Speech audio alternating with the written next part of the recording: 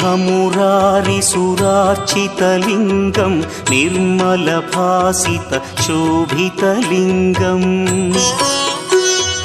जन्मजदुःखविनाशकलिङ्गं तत्प्रणमामि सदा शिवलिङ्गम्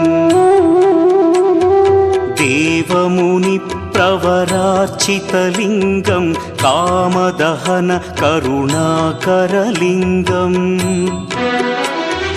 रावणदर्पविनाशकलिङ्गं तत्प्रणमामि सदा शिवलिङ्गम्